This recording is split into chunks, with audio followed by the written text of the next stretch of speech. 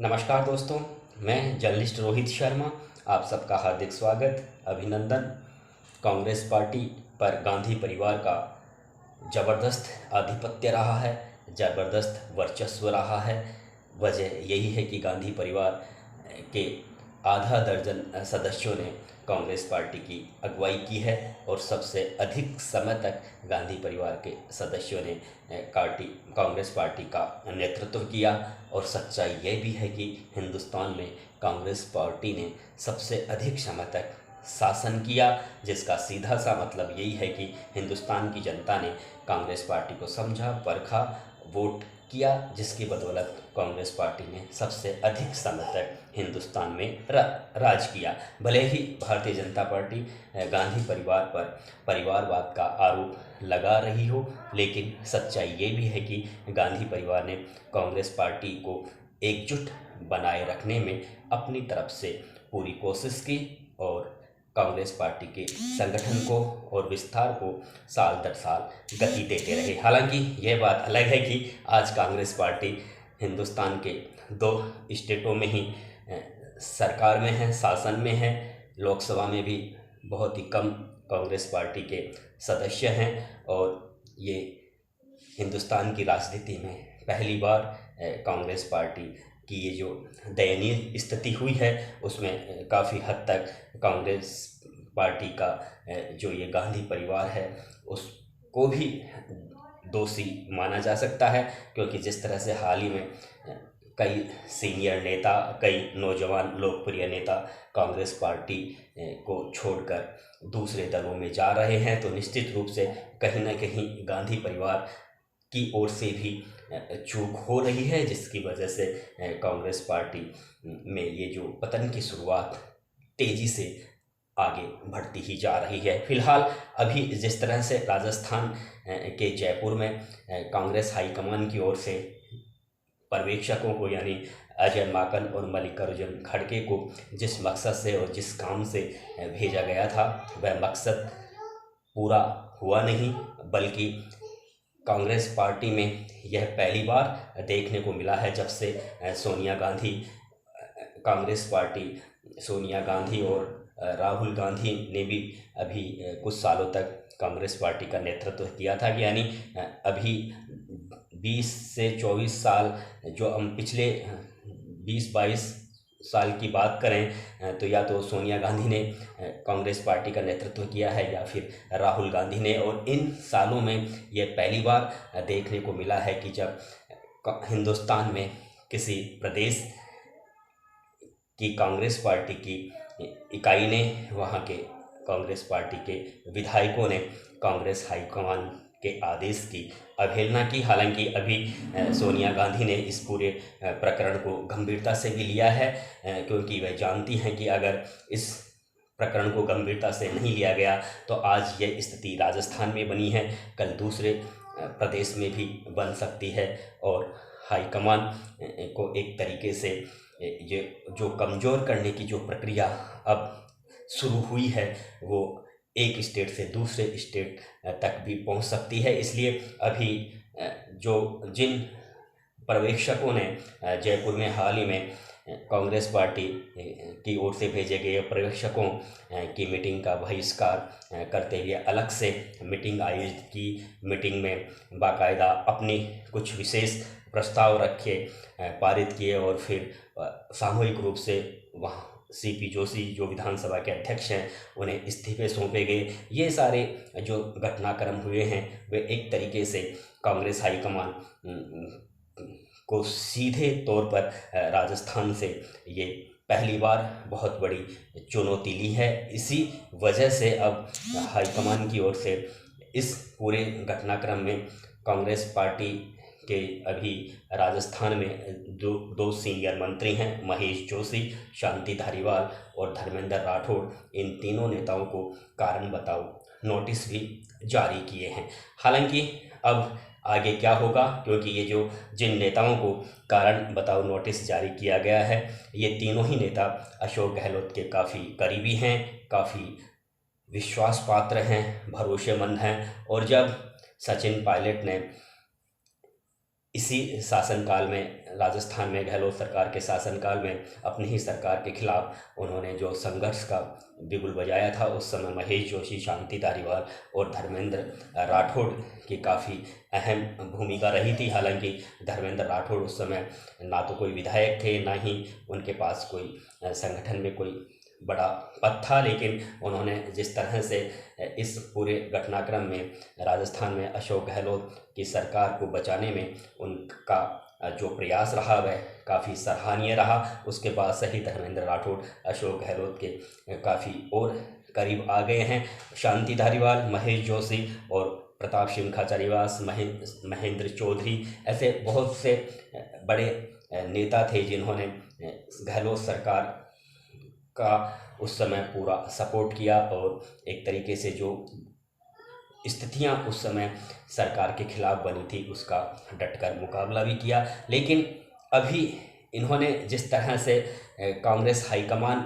को ही ठेंगा दिखाया है और कांग्रेस हाईकमान के निर्णय को ही उन्होंने एक तरीके से बिल्कुल ठुकराते हुए सीधे तौर पर अलग से मीटिंग आयोजित करके उन्होंने एक तरीके से जो चुनौती दी है उससे सोनिया गांधी भी काफ़ी खफा है। और ये पूरी तरह से दिल्ली से मिले पार्टी के सूत्रों के अनुसार भी यह तय है कि जिन नेताओं को कारण बताओ नोटिस दिया गया है उनके खिलाफ आने वाले कुछ ही दिनों में सख्त कार्रवाई भी हो सकती है। हालांकि ये एक पार्टी का प्रोसेस होता है, जिनके खिलाफ कार्रवाई की जाती है उन्हें पहले नोटिस दिया जाता है, उनका पक्ष सुना जाता है और उसके बाद में ही कार्रवाई की जाती है। लेकिन अब यहाँ पर पक्ष सुनने वाली कोई बात नहीं है, क्योंकि अजय माकन और मल्लिकार्जुन खड़गे ने सोनिया गांधी को जो रिपोर्ट दी है उसमें बाकायदा उन्होंने एक एक घटनाक्रम को बहुत ही तरीके से तथ्यात्मक ढंग से पूरी तरह से अपनी रिपोर्ट में रखा है। हालांकि इस रिपोर्ट में अजय माकन और मल्लिकार्जुन खड़गे ने मुख्यमंत्री अशोक गहलोत को जरूर क्लीन चिट दे दी है। टेक्निकल तौर पर ही उन्हें ये तकनीकी तौर पर ही उन्हें इस पूरे मामले में क्लीन चिट दी है। लेकिन कांग्रेस हाईकमान भी जानते हैं, राजनीतिक विश्लेषक भी जानते हैं और जो राजनीति की अच्छी परख रखते हैं, समझते हैं, वे ये जानते हैं कि ऐसा हो ही नहीं सकता कि जयपुर में कांग्रेस पार्टी के विधायक सामूहिक रूप से ऐसा कुछ निर्णय ले रहे हों, सामूहिक रूप से अलग से कोई मीटिंग कर रहे हों और सदन के नेता यानी मुख्यमंत्री अशोक गहलोत को इन सारी परिस्थितियों का, इन सारे घटनाक्रम की जानकारी नहीं हो। ऐसा बिल्कुल हो ही नहीं सकता। हो सकता है शांति धारीवाल, महेश जोशी और धर्मेंद्र राठौड़ ने अपनी वफादारी और निष्ठा को और गहलोत के प्रति मजबूत करने के लिए उन्हें अपनी ओर से राय दी हो और गहलोत ने गुपचुप में कहें या फिर कह दिया हो कि हाँ आप इस तरह से कीजिए, मैं साथ हूँ आपके, ऐसा कुछ उनकी तरफ से इशारा मिलने के बाद ही ये सारा घटनाक्रम हुआ है। अन्यथा आप जानते हैं कि कांग्रेस हाईकमान के सामने शांति धारीवाल, महेश जोशी और धर्मेंद्र राठौड़ जैसे जो नेता हैं उनकी कोई ज़्यादा राजनीतिक हैसियत नहीं हुआ करती है। आप सबको पता है कि गांधी परिवार का काफ़ी अच्छा होल्ड रहा है, काफ़ी अच्छा वजूद रहा है कांग्रेस पार्टी पे, अभी से नहीं बल्कि कई सालों से। कई बार ऐसा भी देखा गया है कि कांग्रेस शासित राज्यों के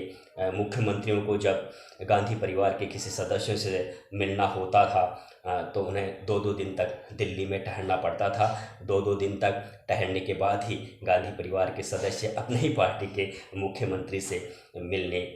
का समय दिया करते थे। तो ये सारी चीज़ें मैं आपको ये कह रहा हूँ कि गांधी परिवार की ताकत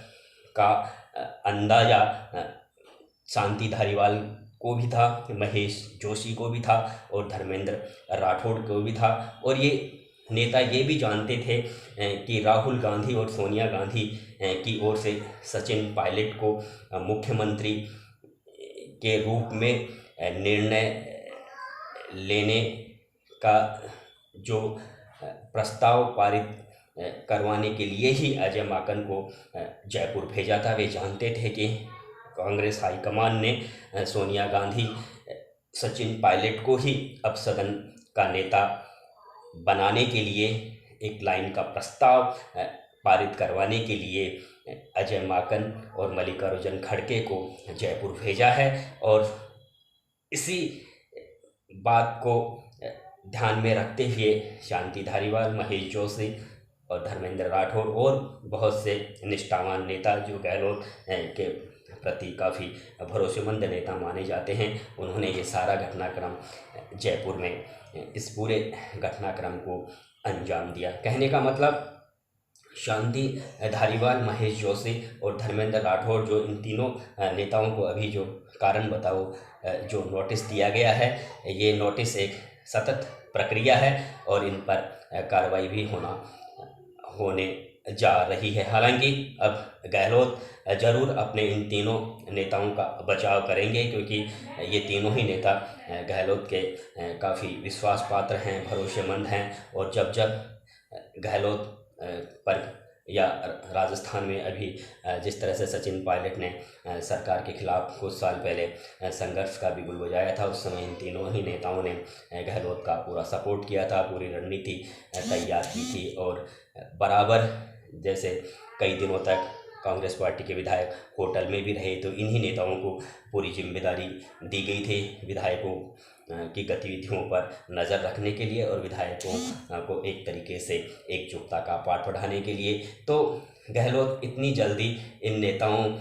पर कार्रवाई नहीं होने देंगे, लेकिन गहलोत ये भी जानते हैं कि इस पूरे मामले में कार्रवाई होना भी ज़रूरी है, क्योंकि अगर कार्रवाई नहीं होती है तो फिर निश्चित रूप से कांग्रेस हाईकमान की ताकत इस पूरे मामले में कमज़ोर मानी जाएगी। गहलोत कांग्रेस पार्टी और गांधी परिवार के काफ़ी वफादार और निष्ठावान नेता माने जाते हैं। हालांकि अभी ये जो घटनाक्रम हुआ उसमें ज़रूर अब गहलोत की कार्यशैली, उनकी चुप्पी पर भी सवाल खड़े हुए हैं और गांधी परिवार को भी ऐसा लगा है कि कहीं ना कहीं इस पूरे घटनाक्रम में गहलोत भी जिम्मेदार हैं। हालांकि पर्यवेक्षकों की जो रिपोर्ट में गहलोत को क्लीन चिट दी हुई है, लेकिन इस क्लीन चिट का इतना ज़्यादा कोई मायना अभी गांधी परिवार के सदस्यों के संदर्भ में ज़्यादा मायना नहीं रखता है, क्योंकि गांधी परिवार ये समझ चुका है कि कहीं ना कहीं इस पूरे मामले में अशोक गहलोत का आशीर्वाद भी, ये जो पैरेलल मीटिंग जयपुर में हुई थी उस पर अशोक गहलोत का भी पूरा हाथ था। हालांकि वे खुलकर सामने नहीं आ रहे थे। तो ये जो अब देखना यही है कि क्या अशोक गहलोत अपने इन जो विश्वास पात्र जो जिन नेताओं को कारण बताओ नोटिस दिया गया है, क्या वे उन्हें बचा पाएंगे। ये तो पूरी तरह से निश्चित है कि जिन्हें नेताओं को नोटिस दिया गया है उन पे कार्रवाई होनी है। हालांकि गहलोत मिलकर सोनिया गांधी से मिलकर ये ज़रूर कह सकते हैं कि कुछ समय के लिए या कुछ महीनों के लिए इन पर कुछ कार्रवाई करके इन्हें वापस फिर पार्टी में शामिल कर लिया जाएगा। लेकिन ये अभी कुछ भी कहना जल्दीबाजी होगा, क्योंकि अब जो मुख्यमंत्री अशोक गहलोत हैं, जिनका कांग्रेस पार्टी के राष्ट्रीय अध्यक्ष पद को लेकर भी काफ़ी अभी कुछ दिनों से बराबर सीट्स पर उनका नाम चल रहा था और उनके नामांकन भरने की पूरी संभावना बन गई थी। अशोक गहलोत ने खुद भी कहा था कि हाँ वे नामांकन करने जा रहे थे, लेकिन बीच में ही ये जयपुर में जो घटनाक्रम हुआ, क्योंकि अशोक गहलोत या अपने पसंद या तो वे दोनों पद पर रहना चाहते हैं। हालांकि दोनों पद पर एक नेता नहीं रह सकता। कांग्रेस पार्टी ने कुछ इस तरह की परिपाटी बनाई है। कांग्रेस पार्टी के कुछ सिद्धांत भी हैं, नियम भी है, और वैसे भी कांग्रेस पार्टी का राष्ट्रीय अध्यक्ष पद पर बैठे रहना और मुख्यमंत्री पद पर बैठे रहना, ये दो बड़े काम एक साथ नहीं हो सकते। आगामी दिनों में एक डेढ़ साल बाद लोकसभा चुनाव होने वाले हैं, कई राज्यों में विधानसभा चुनाव होने वाले हैं। इस स्थिति में कांग्रेस पार्टी जिस तरह से अभी बिखरी हुई पड़ी है, बिखराव के हालात हो रहे हैं, इस स्थिति में अशोक गहलोत को लेकर सोनिया गांधी काफ़ी आश्वस्त थी। वे जानती थी कि अशोक गहलोत इस विकट परिस्थिति में पार्टी के संगठन को गति दे सकते हैं, मजबूती दे सकते हैं और पार्टी का जनाधार भी देश की जनता में बढ़ सकता है, क्योंकि वे कोरोना काल में भी राजस्थान में काफ़ी पॉपुलर रहे थे। तो इन सारी स्थितियों को देखते हुए गांधी परिवार ने अशोक गहलोत को राष्ट्रीय अध्यक्ष बनाने के बारे में करीब करीब अंतिम निर्णय ले लिया था। लेकिन ये जो पर्यवेक्षकों को जिस तरह से राजस्थान में कांग्रेस पार्टी के विधायकों ने ठेंगा दिखाया, उन समानांतर एक अलग से मीटिंग की, जो मीटिंग मुख्यमंत्री आवास पर आयोजित होने वाली थी, उस मीटिंग में उन्होंने हिस्सा नहीं लिया, बल्कि अलग से उन्होंने मीटिंग करके अपनी कुछ विशेष शर्तें रखी और उसी के आधार पर वो सारे प्रस्ताव दिल्ली तक उन्होंने भिजवाए, इस्तीफे दिए, सामूहिक इस्तीफे दिए कि अगर ऐसा नहीं होगा तो वे इस और किसी नेता को राजस्थान उन नेताओं को या उस व्यक्ति को मुख्यमंत्री की कुर्सी पर देखना पसंद नहीं करेंगे जिन्होंने सरकार के खिलाफ बगावत की थी। तो अब ये जो सारी स्थितियां हैं वे काफ़ी विकट बन गई हैं। अब पहले ये माना जा रहा था कि अशोक गहलोत का अध्यक्ष बनना करीब करीब तय है, वे नामांकन करेंगे, लेकिन अब ये बीच में जो बड़ा रोड़ा आया है उसके बाद गांधी परिवार भी अशोक गहलोत को लेकर थोड़ा सा असमंजस की स्थिति में है। थोड़ा गांधी परिवार को भी झटका लगा है कि एक निष्ठावान नेता ने किस तरह से इतनी बड़ी चूक की है। तो गांधी परिवार भी ये जानता है कि हो सकता है आने वाले दिनों में अशोक गहलोत के जो तेवर हैं वे गांधी परिवार के प्रति थोड़े और नफरत भरे हो जाएं, इसलिए ये सारी स्थितियां गांधी परिवार अभी देख रहा है। गांधी परिवार ये भी जानता है, सोनिया गांधी, राहुल गांधी ये भी जानते हैं कि वर्तमान जो परिस्थितियों में इस समय अशोक गहलोत ही एक ऐसे नेता हैं जो पार्टी के संगठन को मजबूती दे सकते हैं, पार्टी को जनाधार को बढ़ा सकते हैं। लेकिन अब ये जो दोनों तीनों बातें एक साथ कभी नहीं हो सकती। कहीं ना कहीं अशोक गहलोत मुख्यमंत्री की कुर्सी को भी छोड़ना नहीं चाहते, और अगर वे छोड़ना भी चाहते हैं तो वे ये चाहते हैं कि उनका पसंद का व्यक्ति मुख्यमंत्री की कुर्सी पर बैठे। इसके लिए सीपी जोशी का नाम उनकी ओर से आगे किया जा रहा है। फिलहाल अब देखना यह है कि दिल्ली में अभी एक दो रोज में कुछ बड़े निर्णय होने वाले हैं, और उन निर्णयों में ये निर्णय तो बिल्कुल तय है कि जिन नेताओं को कारण बताओ नोटिस दिया गया है उनके खिलाफ एक बार तो सख्त कार्रवाई होगी ही, और उसके बाद में अगर अशोक गहलोत इन नेताओं को बचाने के लिए अपनी ओर से कोई वे सुझाव देते हैं, लेकिन सोनिया गांधी भी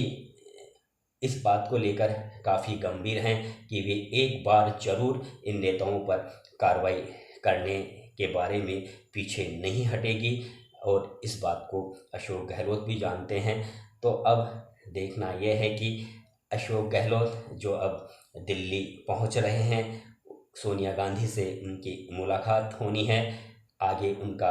क्या स्टैंड रहता है। हालांकि वे ये जरूर कहेंगे कि ये जो जयपुर में घटनाक्रम हुआ उसमें उनका हाथ नहीं था, वे कहीं भी इस मामले में इन्वॉल्व नहीं थे, लेकिन सोनिया गांधी उन्हें ये भी सवाल कर सकती हैं कि आप राजस्थान में सदन के नेता हैं, राजस्थान में मुख्यमंत्री हैं, आप कहते हैं कि मेरे साथ में 102 विधायक हैं, तो फिर ये सारी स्थितियां राजस्थान में कैसे बनी? आप मुझे इस बात का जवाब दीजिए। अब इस बात का जवाब अशोक गहलोत सोनिया गांधी को क्या देते हैं, ये काफ़ी दिलचस्पी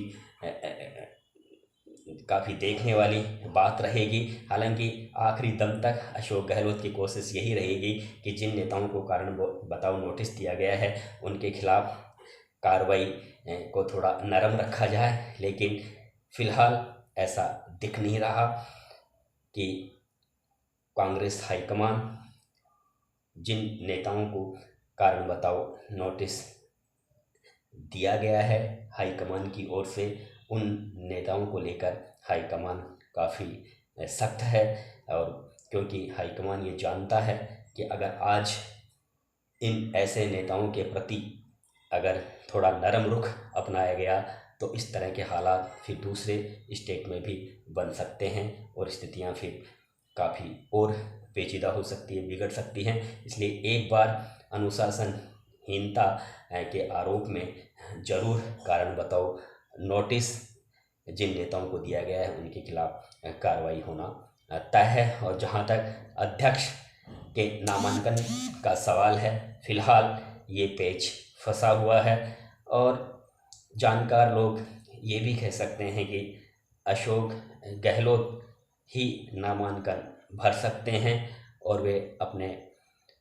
पसंद के किसी व्यक्ति को सीएम बनाए जाने की बात ज़रूर सोनिया गांधी को कह सकते हैं, या फिर वे ये भी कह सकते हैं कि वे दोनों पद संभालने के लिए पूरी तरह से तैयार हैं। कहीं भी उनके काम में किसी भी तरह का कोई व्यवधान नहीं आएगा, लेकिन दोनों पदों पर शायद रहने की बात को लेकर सोनिया गांधी और राहुल गांधी तैयार नहीं होंगे। इसके अलावा कांग्रेस पार्टी के और भी कई सीनियर नेता हैं, वे इस बात को बिल्कुल भी सहन नहीं करेंगे कि एक व्यक्ति अध्यक्ष और मुख्यमंत्री की कुर्सी पर दो बड़े पदों पर रहे। फिलहाल कांग्रेस पार्टी का ये पूरा घटनाक्रम